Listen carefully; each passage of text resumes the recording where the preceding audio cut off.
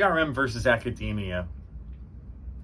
This is a question I get a lot, and I've been trying with some of these to focus on things that people kind of ask me again and again, whether it be my students, whether it be people online through my YouTube channel. This is one, hey, Kinkella, what do you think about CRM versus academia? What are trends that you see in the archaeology world between those two? How's it changed in the last 20 years or so? So for me, I can only speak to this stuff. I started in archaeology as a field school student in the early mid 90s, right? So I would say that my brain got consciousness for the archaeology world somewhere in maybe 95, maybe a bit before 93. So what's that, 25-ish years and a tick, 27 years, that I can really speak to my personal experience in archaeology. And what you have here is you kind of have the academic realm, which is the realm of kind of PhDs and colleges and universities doing research projects, often internationally, big stuff like, ancient Maya or Egypt or something like that. And then you have CRM, which is the cultural resource management, which is local archaeology that's going to work with businesses, they're going to work with construction companies, right? Making sure that the construction company doesn't accidentally dig up a Native American burial ground or something like that.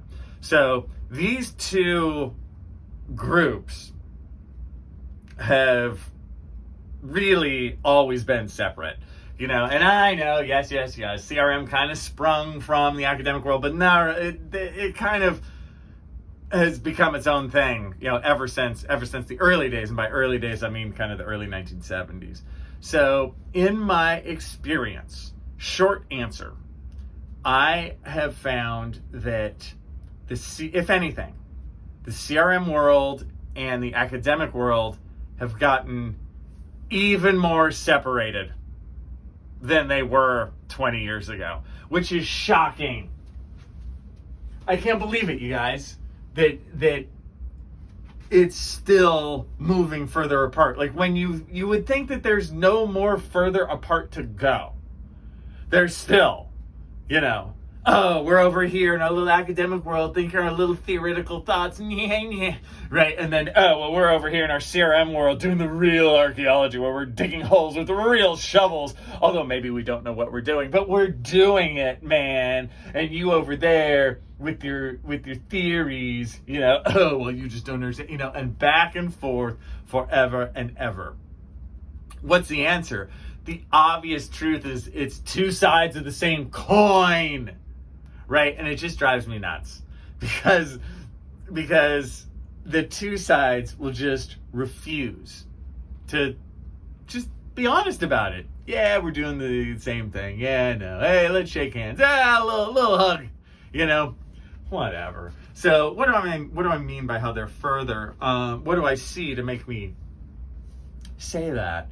I see that departments like mine, where I actually teach students excavation techniques, that they can really use to get a job in CRM, that kind of stuff is rare, you guys, and getting more rare as the years go by. I with great sadness, see other departments who teach this kind of stuff closing up.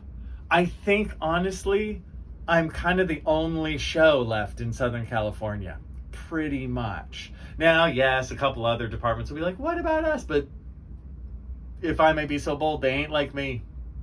To really teach the skill sets. If we have 3 semester-long classes, Saturdays only, right? Where we do an excavation class, we do a mapping class, and we do a lab class where you really get those skills. And I map it off of the CRM world, so I use their kind of paperwork and stuff. And then my students can go onward and get jobs, which piles of them have, in the CRM world. The academic world, the biggest reason I see the split is the academic world simply doesn't teach this stuff anymore. And they teach it less and less as the years go on. The 4-year world, the universities, they just don't put time into it. They do the theoretical stuff. It's the easy way out. Let's be honest. It is. where you can just go, oh, well, instead of doing real work and doing all the setup that you need for the students to do all that stuff, it's so much easier just to go, well, in my little world, I use my new theory that I just put in my big brain, and I just look over a project's data that came up 50 years ago, but they didn't have my big brain then, did they? And they just go further and further and further down that rabbit hole, in that academic ivory tower thing. Like, every cliche is true, and it's just such a bummer. Doesn't have to be that way.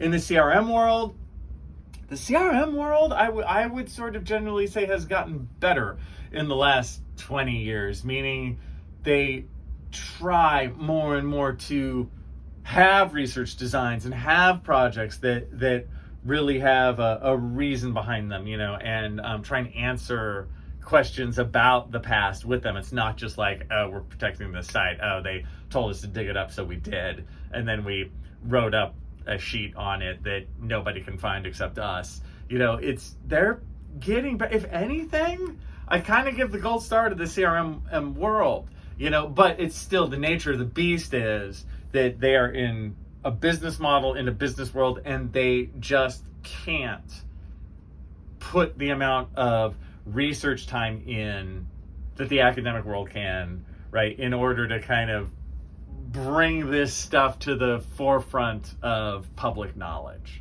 The CRM world is pretty poor at that, but I feel for them.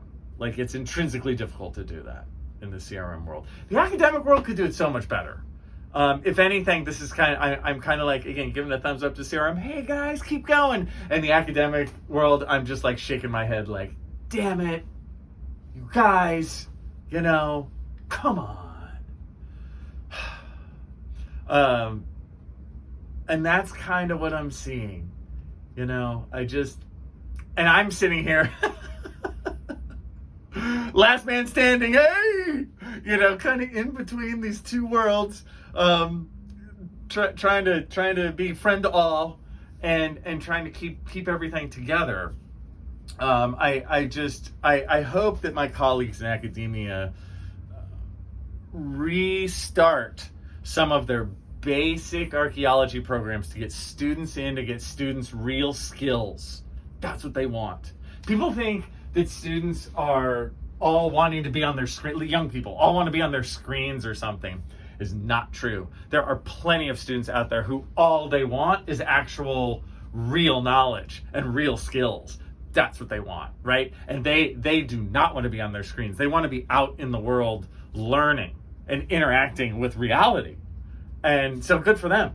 You don't hear about that much in the news. It's always the cliches of like, oh, they're on their phones more and more. But not everyone, My classes are full. And I think that other departments throughout the country, this is almost like a clarion call across the nation. Let's do more inexpensive classes like mine, where the students can get a real skill set.